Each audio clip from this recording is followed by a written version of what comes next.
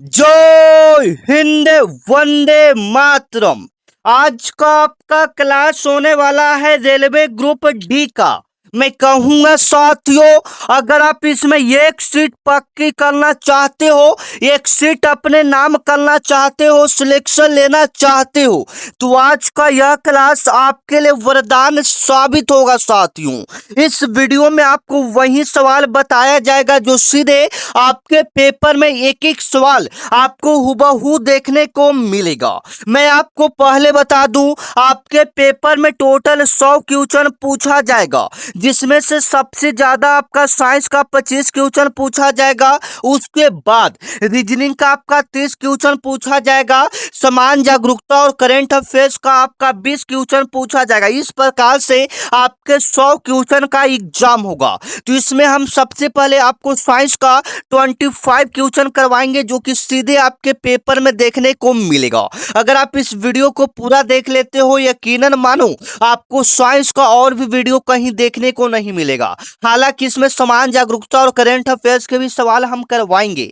तो आज का आपका पहला प्रश्न है साथियों, निम्नलिखित में से कौन सा रक्त समूह सर्वदाता रक्त समूह कहलाता है? आपके पेपर में पूछेगा। ये आपके समूह में मतलब रक्त समूह में साइंस के पेपर में यह सवाल बनता है रेलवे ग्रुप डी में, कौन सा रक्त समूह सर्वदाता कहलाता है। और ये कई बार आपके एग्जाम में सवाल हुबहू छपा है, तो आप याद रखोगे किस रक्त समूह को सर्वदाता कहा जाता है। सर्वदाता सभी व्यक्ति को वह खून ब्लड दे सकता है, डोनेट कर सकता है, तो हो जाएगा O negative, option number C. Option number C आप यहां पर बिल्कुल सही करोगे। ओ नेगेटिव जो है ये सर्वदाता रक्त समूह है, सभी व्यक्ति को ब्लड डोनेट कर सकता है। ठीक है, आप याद रखिएगा। और यहाँ पर एक और भी पूछा जाता है, एक ऐसा ब्लड ग्रुप है जो सभी व्यक्ति से खून ले सकता है लेकिन किसी को दे नहीं सकता है, तो उसको सर्वग्राही कहते हैं, मतलब सभी से लेने वालों को सर्वग्राही। तो यहाँ पर पूछेगा कि कौन सा रक्त समूह सर्वग्राही कहलाता है, आप याद रखोगे। ये हो जाएगा ए बी पॉजिटिव, आप याद रखिएगा, जो सभी व्यक्ति से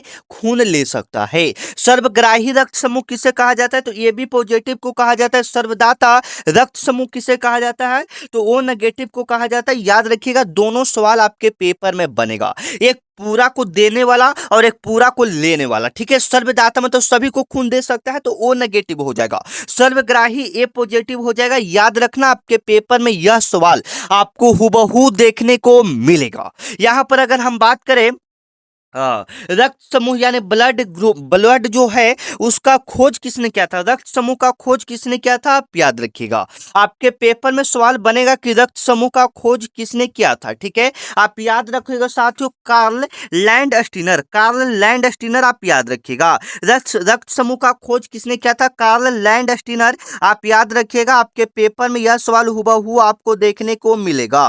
कार्ल लैंडस्टीनर ने रक्त समूह का खोज किया था मेरे भाई, याद रखना, आपके पेपर में यह सवाल हुबहू आपको देखने को मिलेगा। ठीक है, चलिए 2 नंबर आपका सवाल है साथियों, जो कि साइंस में यह सवाल हुबहू आपको देखने को मिलेगा। शुद्ध जल का पीएच मान कितना होता है? आपके पेपर में यह सवाल आएगा, शुद्ध जल का पीएच मान कितना होता है मेरे भाई, बताओगे। जैसे में मैं आपको बता दूं, पीएच मान पावर ऑफ हाइड्रोजन, कभी कभी पूछ दिया जाता है कि पीएच का पूरा नाम बताओ, तो पावर ऑफ हाइड्रोजन। यहां से हम बता दें आपको साथियों, 1 से 2 सवाल आपके पेपर में पीएच मान से देखने को मिलेगा। तो यहाँ पर हम 2-3 ऐसे इंपॉर्टेंट सवाल करवाएंगे जो सीधे आपके पेपर में देखने को मिलेगा। सबसे पहले, शुद्ध जल का पीएच मान कितना होता है? तो आप सभी को पता है, शुद्ध जल का पीएच मान होगा 7, ना तो अम्लीय होगा ना क्षारीय होगा। ऑप्शन नंबर बी 7 हो जाएगा। शुद्ध जल का पीएच मान कितना होता है? 7 होता है। अब यहाँ पर कुछ कुछ इंपॉर्टेंट की बात कर लेते हैं जो आपके पेपर में कभी ना कभी पूछा गया है एवं इस बार आपके पेपर में हुबहू देखने को मिलेगा। तो सबसे पहले पहला स्टार आप याद रखोगे, जो कि आपके पेपर में आएगा। दूध का पीएच मान कितना होता है? तो 6.4 होता है। दूध का पीएच मान कितना होता है? 6.4 होता है मेरे भाई, आप याद रखना, आपके पेपर में यह सवाल बनेगा। दूध का पीएच मान कितना होता है? 6.4, आप सही करोगे। ठीक है, अगला अगर हम बात करें तो बताओगे, अगला आप बताओगे खून यानी ब्लड का पीएच मान कितना होता है साथियों, तो आप बिल्कुल सही करोगे सर, 7.4 होता है। खून का पीएच मान कितना होता है?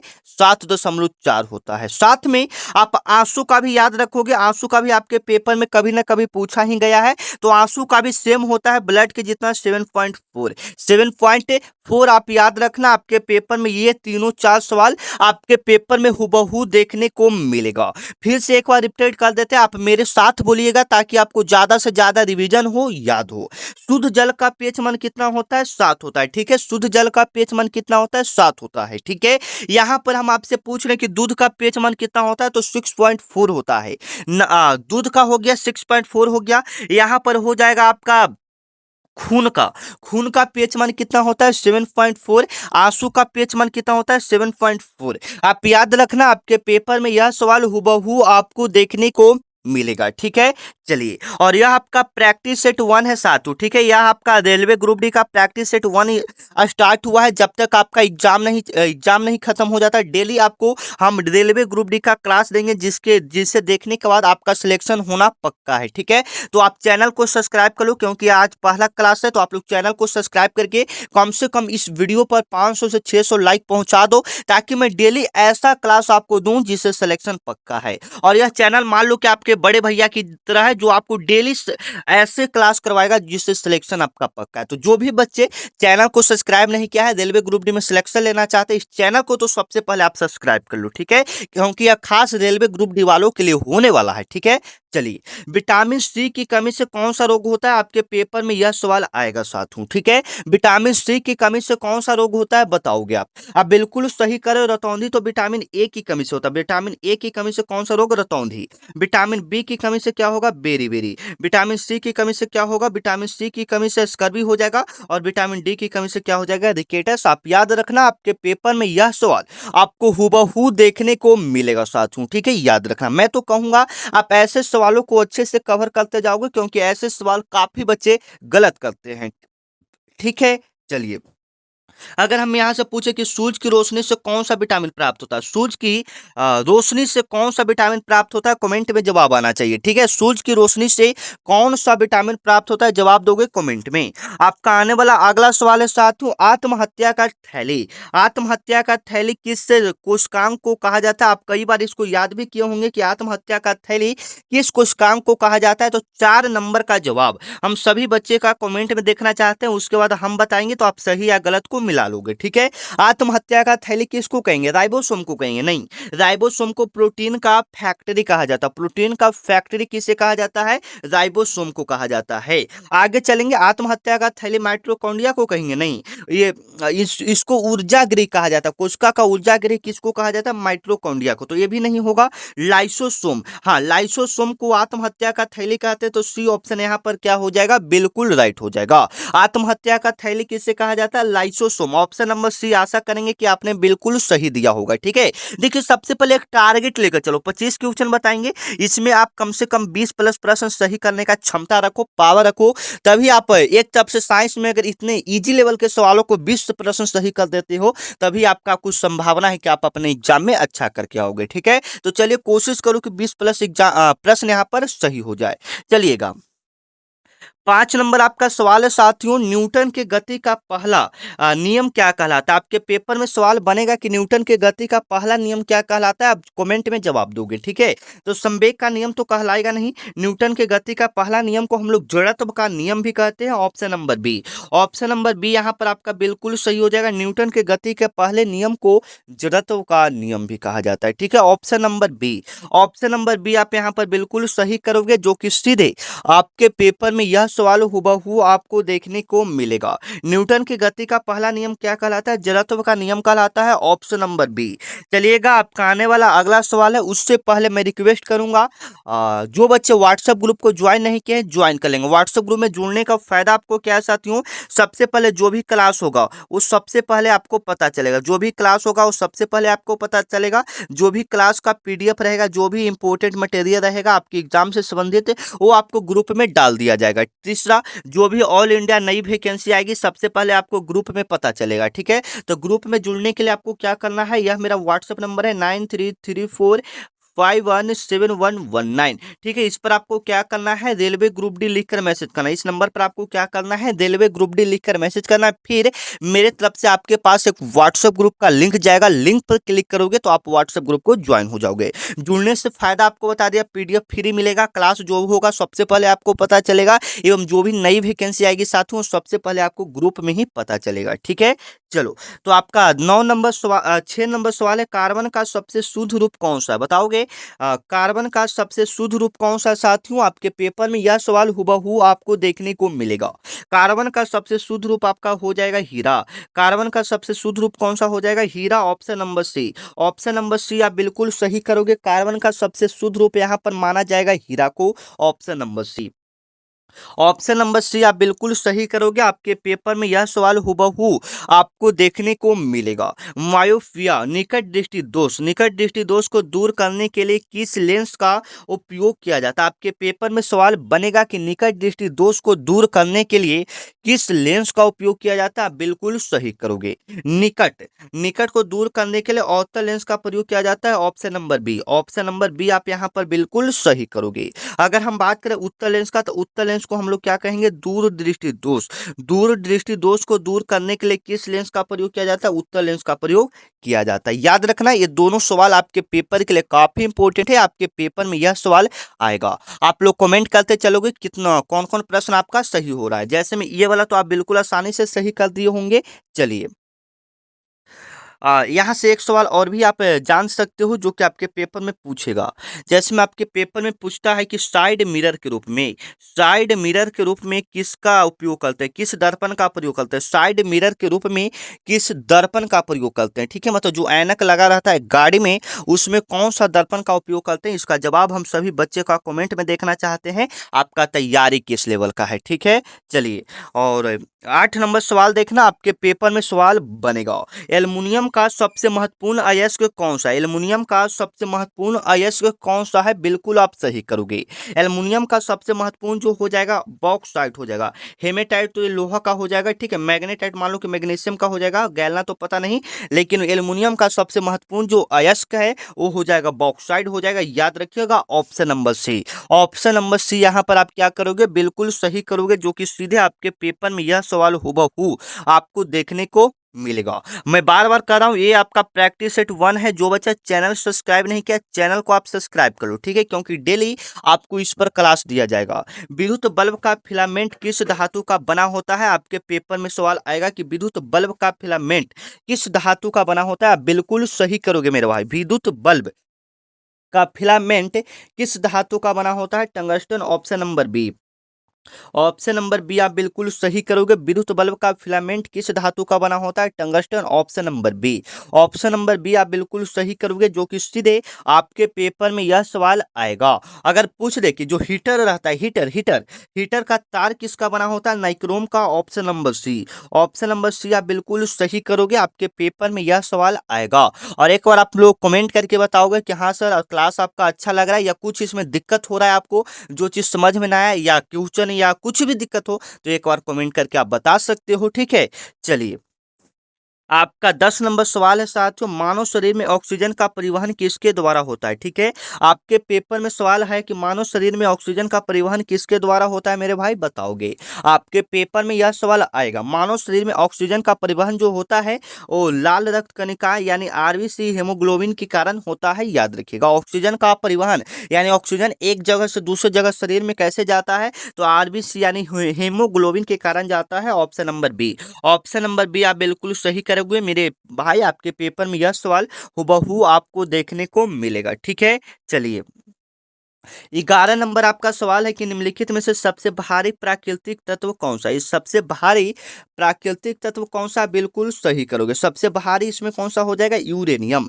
सबसे भारी यहाँ पर प्राकृतिक तत्व की बात करेगा तो यूरेनियम यहाँ पर हम लोग बिल्कुल सही करेंगे। Option number A.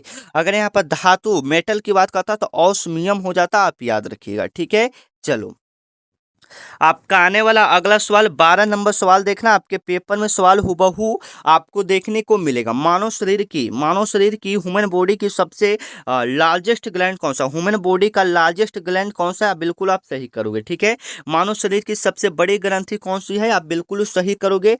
यकृत, जिसको लीवर बोलते हैं, option number B. Option number B आप बिल्कुल सही करोगे। मानव शरीर की सबसे बड़ी ग्रंथि का नाम है यकृत, लीवर जिसको बोलते हैं। ठीक है, आप याद रखना, आपके पेपर में यह सवाल हुबहू आपको देखने को मिलेगा। ठीक है ना, चलिए बिल्कुल इजी लेवल का है, जवाब देते चलोगे आप लोग। चलिए, कार्य और ऊर्जा का एसआई मात्रक क्या होता है, वर्क एंड एनर्जी का एसआई मात्रक क्या होता है, आप सभी को पता है। आप लोग जवाब कमेंट में दोगे। बिल्कुल बिल्कुल आपका सही आ रहा है, जूल। कार्य और ऊर्जा का एसआई मात्रक क्या होता है, जूल, ऑप्शन नंबर बी। कार्य और ऊर्जा का एसआई मात्रक होता है जो जूल होता है, option number B. Option number B आप यहाँ पर बिल्कुल सही करोगे। आपके पेपर में यह सवाल हुबहू आपको देखने को मिलेगा। ठीक है, चलिए, हंसाने वाली गैस का रासायनिक नाम क्या होता है। ठीक है, हंसाने वाली गैस का रासायनिक नाम क्या होता है साथियों, बताओगे। Nitrous oxide, option number A, nitrous oxide होता है। ऑप्शन नंबर ए आप बिल्कुल सही करोगे, जो कि सीधे आपके पेपर में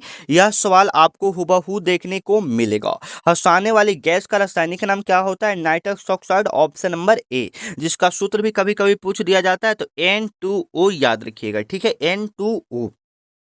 चलिए, आपका आने वाला अगला सवाल है कि मानव शरीर में कुल कितनी हड्डियां होती है, बिल्कुल इजी लेवल का सवाल है।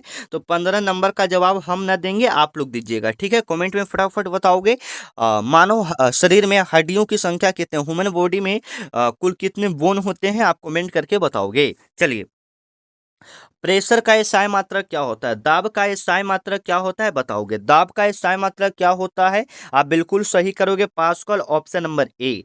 दाब का एसआई मात्रक क्या होता है, पास्कल, ऑप्शन नंबर ए आप बिल्कुल सही करोगे। आपके पेपर में यह सवाल आपको हुबहू देखने को मिलेगा। ठीक है ना, चलिए, बल का एसआई मात्रक क्या होगा, न्यूटन हो जाएगा, याद रखिएगा। ठीक है, चलिए, प्रकाश वर्ष, प्रकाश वर्ष किसकी इकाई है, आपके पेपर में यह सवाल बनेगा। प्रकाश वर्ष किसका इकाई है, तो दूरी का, ऑप्शन नंबर बी। प्रकाश वर्ष किसका इकाई है, दूरी का, ऑप्शन नंबर बी आप बिल्कुल सही करोगे। आपके पेपर में यह सवाल आपको हुबहू देखने को मिलेगा साथियों, आप याद रखिएगा। प्रकाश वर्ष किसका इकाई है, दूरी का। ठीक है, चलिए, 18 नंबर आपका सवाल है, वॉशिंग मशीन का कार्य सिद्धांत पर आधारित है। वॉशिंग मशीन का जो कार्य है वह किस सिद्धांत पर आधारित है, आप बिल्कुल सही करोगे। यह जो आधारित है अपकेंद्रन पर आधारित है, option number A. Option number A आप बिल्कुल सही करोगे, अपकेंद्रन पर आधारित है। वॉशिंग मशीन का कार्य किस सिद्धांत पर आधारित है, अपकेंद्रन सिद्धांत पर आधारित है, ऑप्शन नंबर ए। ठीक है, चलिए, आपका आने वाला अगला सवाल है साथियों, 19 नंबर आप सवाल देखना, आपके पेपर में आएगा। पृथ्वी की सतह पर पलायन वेग लगभग कितना होता है, पृथ्वी की सतह पर पलायन वेग लगभग कितना होता है, बताओगे आप। आपके पेपर में सवाल बनेगा। 11.2 किलोमीटर, 11.2 किलोमीटर प्रति सेकेंड होता है, ऑप्शन नंबर बी।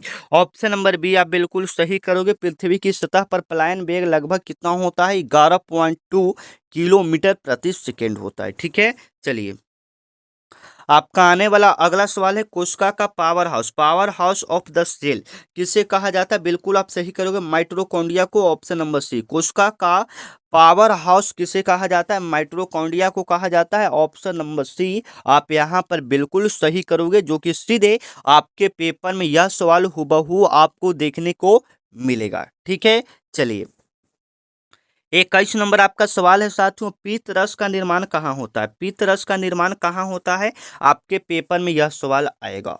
आप बिल्कुल सही करोगे, पीत रस का निर्माण जो होता है आपका यकृत में होता है, ऑप्शन नंबर बी। पीत रस का निर्माण कहाँ में होता है, यकृत में, ऑप्शन नंबर बी आप बिल्कुल सही करोगे। आपके पेपर में यह सवाल आपको हुबहू देखने को मिलेगा। ठीक है, चलिए, विद्युत धारा, इलेक्ट्रिक करंट को मापने के लिए किस यंत्र का उपयोग किया जाता है, आपके पेपर में सवाल बनेगा। ठीक ठीक है ना। विद्युत धारा को मापने के लिए किस यंत्र का प्रयोग किया जाता है? बिल्कुल आप सही करोगे, ammeter, option number C. Option number C यहाँ पर आपका बिल्कुल सही हो जाएगा।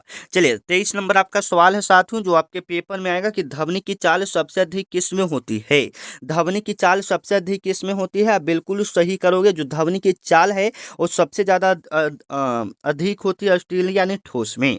Option number D. चलिएगा, खाने वाले सोडा का रासायनिक सूत्र क्या होता है? खाने वाला सोडा का रासायनिक सूत्र हो जाएगा साथियों NaHCO3, option number B. NaHCO3, option number B आप यहाँ पर बिल्कुल सही करोगे। नींबू और खट्टे फलों में कौन सा अम्ल पाया जाता है? नींबू और खट्टे फलों में कौन सा अम्ल पाया जाता है? बिल्कुल आप सही करोगे, साइट्रिक अम्ल, option number C. Option number C बिल्कुल सही करोगे। नींबू और खट्टे फलों में कौन सा अम्ल पाया जाता है? साइट्रिक अम्ल। वहां से 25 क्वेश्चन आपका क्लियर हुआ। ये आपका आ गया समान जागरूकता, जनरल अवेयरनेस और करंट अफेयर्स के सवाल। ठीक है, तो यहाँ से लगभग 20 सवाल यहाँ से भी करेंगे आपका। ठीक है, तो जवाब देते चलोगे। सबसे पहले तो जवाब दो 25 में से आपका कितना सही हुआ ऊपर साइंस में। ठीक है, चलिए तो यहाँ से सवाल को देखते हैं, जवाब देते चलोगे। भारतीय संविधान का कौन सा अनुच्छेद 80 पृष्ठा के अंत से संबंधित है? 80 पृष्ठा कहने का मतलब है छुआछूत के अंत से संबंधित है। तो अनुच्छेद 17 में छुआछूत के बारे में जानकारी दिया गया है, option number B. Option number B आप बिल्कुल सही करोगे, आप याद रखना ऑप्शन नंबर बी। चलिए, आपका आने वाला अगला सवाल है, विश्व स्वास्थ्य संगठन WHO, वर्ल्ड हेल्थ ऑर्गेनाइजेशन का मुख्यालय कहाँ स्थित है? आपके पेपर में सवाल बनेगा, आप याद रखिएगा जिनेवा में, option number B. Option number B आप बिल्कुल सही कीजिएगा, आपके पेपर में यह सवाल हुबहू आपको देखने को मिलेगा। भारत का सबसे लंबा बांध कौन सा? आपके पेपर में सवाल आएगा, भारत का सबसे लंबा बांध। अगर सबसे बड़ा बांध की बात करता है तो टिहरी बांध, सबसे लंबा हीराकुंड बांध हो जाएगा, ऑप्शन नंबर बी, जो कि महानदी पर स्थित है। जो कि कौन सा नदी पर स्थित है? महानदी पर, और ये उड़ीसा राज्य में। ये किस राज्य में है? उड़ीसा राज्य में। आप याद रखना, आपके पेपर में यह सवाल आएगा, नीति आयोग के अध्यक्ष कौन होते हैं? आपके पेपर में आएगा, नीति आयोग के अध्यक्ष कौन होते हैं? आपके पेपर में यह सवाल आपको हुबहू देखने को मिलेगा। नीति आयोग के अध्यक्ष आपके प्रधानमंत्री होते हैं, ऑप्शन नंबर सी। ठीक है, ऑप्शन नंबर सी आप बिल्कुल सही करोगे। नीति आयोग के अध्यक्ष कौन होते हैं? प्रधानमंत्री, ऑप्शन नंबर सी।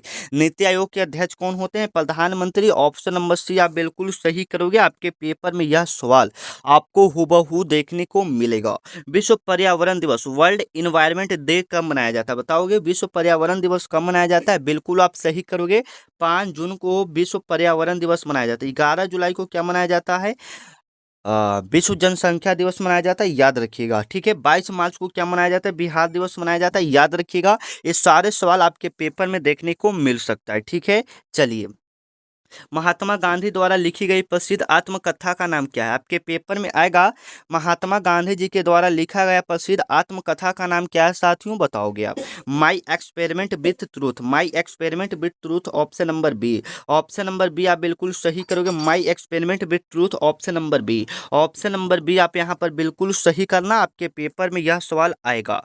चलिएगा, आपका आने वाला अगला सवाल है, इसरो का मुख्यालय भारत के किस शहर में स्थित है? इसरो का मुख्यालय भारत के किस शहर में स्थित है? Bengaluru, option number C. Option number C आप यहाँ पर बिल्कुल सही करोगे, जो कि सीधे आपके पेपर में यह सवाल हुबहू आपको देखने को मिलेगा। भारत में पहली बार रेलगाड़ी किस वर्ष चली थी? भारत में पहली बार रेलगाड़ी किस वर्ष चली थी? आप बिल्कुल सही करोगे, 16 अप्रैल 1853।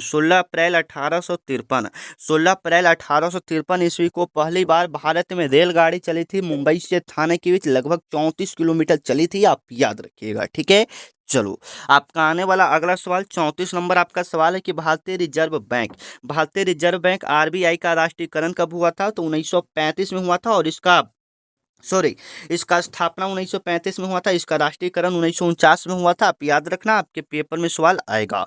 कथकली किस राज्य का प्रसिद्ध शास्त्रीय नृत्य है? कथकली हो जाएगा केरल का। कथकली कहाँ का हो जाएगा? केरल का, आप याद रखिएगा, आपके पेपर में यह सवाल आपको हुबहू देखने को मिलेगा। भारत के राष्ट्रपति पद के लिए चुनाव लड़ने की न्यूनतम आयु कितनी होनी चाहिए? राष्ट्रपति अगर आपको बनना है तो आपका चुनाव लड़ने के लिए न्यूनतम आयु 35 ईयर्स होना चाहिए, option number C. Option number C आप बिल्कुल सही करेंगे। या राज्यपाल बनना है तो भी आपका उम्र 35 साल होना चाहिए। प्लासी का युद्ध किस वर्ष लड़ा गया था? तो 1757 में, ऑप्शन नंबर ए। प्लासी का युद्ध लड़ा गया था 1757 में, आप याद रखिएगा, आपके पेपर में यह सवाल आएगा। चलो, आपका आने वाला अगला सवाल है कि चंद्रयान 3 ने चंद्रमा के दक्षिणी ध्रुव पर किस दिन सफलतापूर्वक लैंडिंग किया था। ठीक है, चंद्रयान 3 ने चंद्रमा के दक्षिणी ध्रुव पर किस दिन सफलतापूर्वक लैंडिंग किया था। आप याद रखोगे 23 अगस्त 2023 ईस्वी को, option number B. Option number B आप याद रखना, आपके पेपर में यह सवाल आएगा। भारतीय राष्ट्रीय कांग्रेस का स्थापना कब हुआ था, तो 1885 में, 28 दिसंबर 1885 में ए ओ हयूम के द्वारा किया गया था। ठीक है, चलिए, क्षेत्रफल की दृष्टि से भारत का सबसे बड़ा राज्य कौन सा है। क्षेत्रफल की दृष्टि से भारत का सबसे बड़ा राज्य राजस्थान हो जाएगा, ऑप्शन नंबर डी। चलिए, बताओगे आप लोग अब आपका कितना प्रश्न सही हुआ, आप कमेंट करके बताओगे। ठीक है, चलिए मिलते हैं नेक्स्ट वीडियो में, तब तक के लिए जय हिंद, वंदे मातरम।